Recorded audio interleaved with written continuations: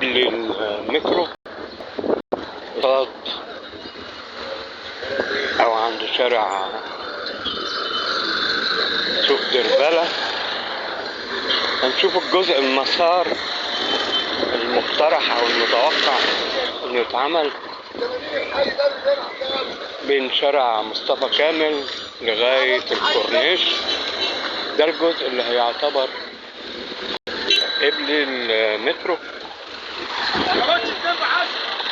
لما يخلص المترو المنطقة دي هتبقى فاضية.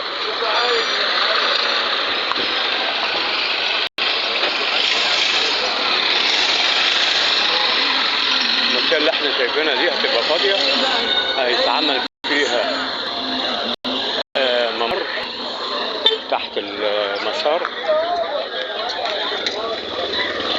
هيبقى في احتمالين، احتمال ان اللي طالع من هنا كده يطلع لغاية النفق، مدخل النفق واضح من هنا اهو.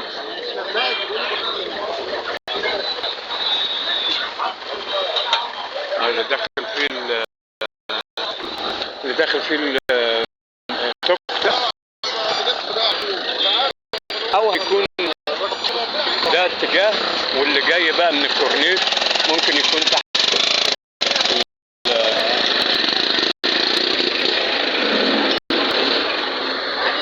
تحت المترو، تحت مسار المترو في المنطقة دي كده. واضح ان شغالين على القمامة بيرفعوها طبعا على طول النهار بالطريقة دي، بس بتتكون طبعا عشان السوق اللي في المنطقة.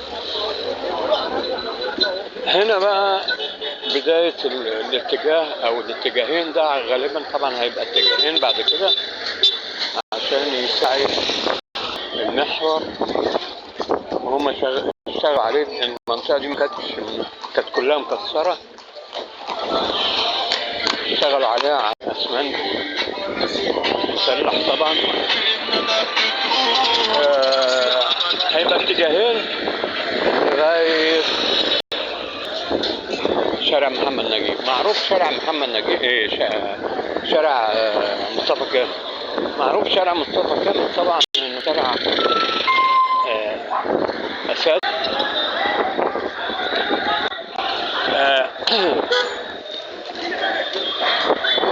يكون اتجاهين عشان يبقى محور كامل، يعني مش محور اتجاه واحد بس. ده متوقع، لسه شغالين اهو. طبعا المحور ده مش بس انه يوصل من شارع مصطفى كامل للكورنيش، ده بيخدم كل المناطق اللي في حوالين المنطقة دي، شارع اسكندرية، من أول الساعة العوايد الشماعة، يعني كل المناطق دي كلها. والمحصور بقى بينها بين شارع مصطفى كامل لحد الكورنيش، كل المناطق دي هتتخدم بالمحور ده.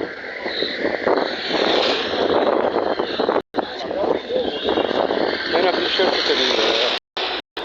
شركة البلاستيك. فتخيل بقى ان يبقى في محور موازي لشارع الجلاء اللي هو بيبدأ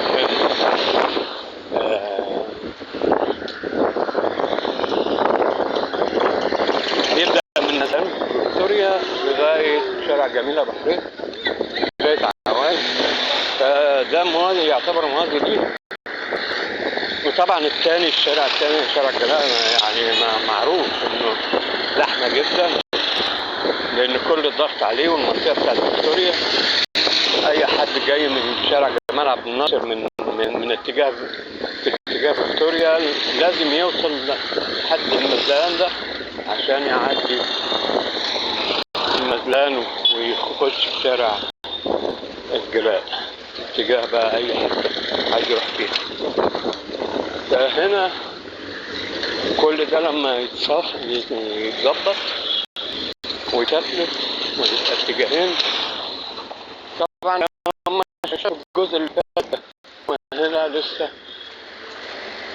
بيشتغل في الجزء ده، والشارع مصطفى كامل عند العمارات العالية دي. طبعا شارع بالعرض كده معتمد على الشارع ده.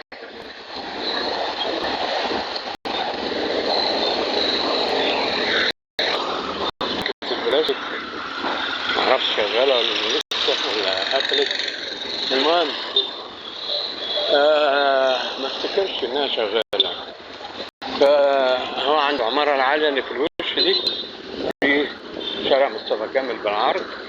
فتخيل بقى ده الجزء من اول المترو لغاية شارع مصطفى كامل. معلش انا ما بردش على لان الشمس مغطية على الكتابة، مش قادر اقراها. فمعلش هحاول بعد ما نخلص البث نرد على الأسئلة وكده.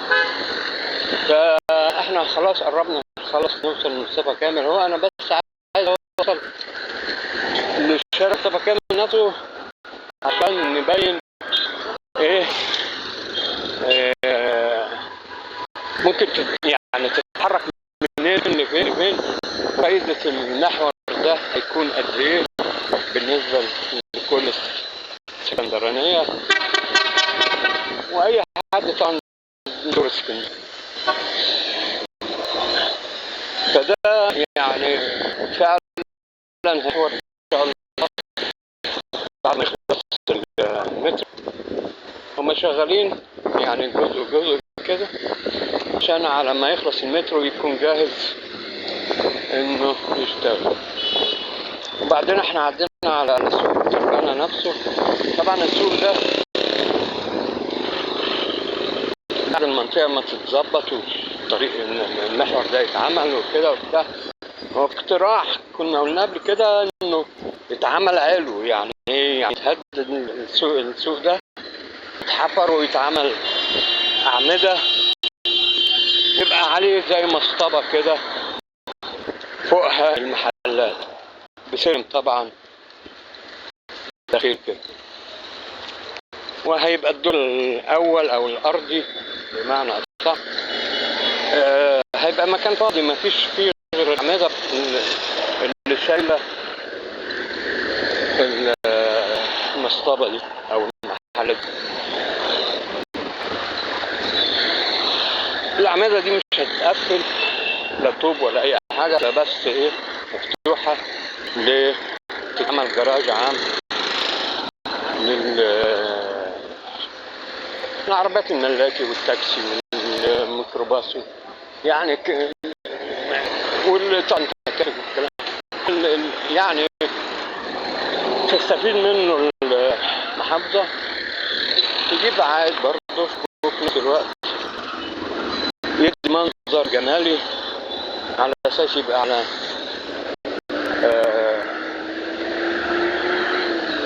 على نفس طراز المترو يعني. فده كان اقتراح، يا ربنا يكرم حال يخلص بس المترو، وهو فاضل له حوالي سنة وإن شاء الله يعني سنة و9 أشهر ولا حاجة على الميعاد اللي هو كان 30 شهر من بدايته اللي هو ده في يناير 24. متوقع يخلص يونيو 6 26. ادي كده احنا كده وصلنا شارع مصطفى كامل. على يميننا هنا طبعا في الكوبري ده اللي هو فوق ميزان الساعة، بيطلع في ميزان الساعة ويعدي الناحية الثانية، ولو مشيت أرضي هتوصل لميزان الساعة نفسه. والناحية دي بقى هتطلع ممكن تطلع بقى الفلكي، العوايد، سيف شماء، أي حتة في المنطقة هنا وما بعدها طبعا. وبعدين ممكن تكمل بعدها على شوية هتطلع منه على الدولي. هتطلع على الدولي اي حته بقى، شرق اسكندريه، غرب اسكندريه، عايز تروحها بره من طريق سريع يعني. وممكن تكمل على طول، ما تطلعش الدولي وتكمل على طول بقى الملاحه والمعموره وتكمل لغايه ابويه. فيعني ده طريق اساسي، او طريق اساسي في اسكندريه، شارع مصطفى كامل ده. والناحيه دي طبعا بعد مصطفى كامل في بقى حاجات كتيره ممكن توصل منه لغايه غبريال، لغايه ممكن تطلع منه شارع جمال عبد الناصر لغايه الكورنيش يعني. فمن الاخر ان الطريق ده او المحور ده اللي هو مصطفى كامل مقترح لحد دلوقتي، طبعا ما فيش اعلان رسمي عنه. المحور ده مصطفى كامل لغايه الكورنيش هيعمل فرق مهول مهول مهول في اسكندريه. وطبعا ما ينفعش المحور ده يتعمل الا وجود كوبري محلي اللي على الكورنيش اللي بيتعمل حاليا.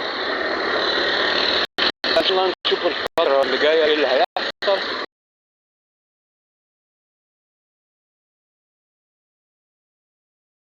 واحده واحده كده. السلام عليكم ورحمه الله وبركاته.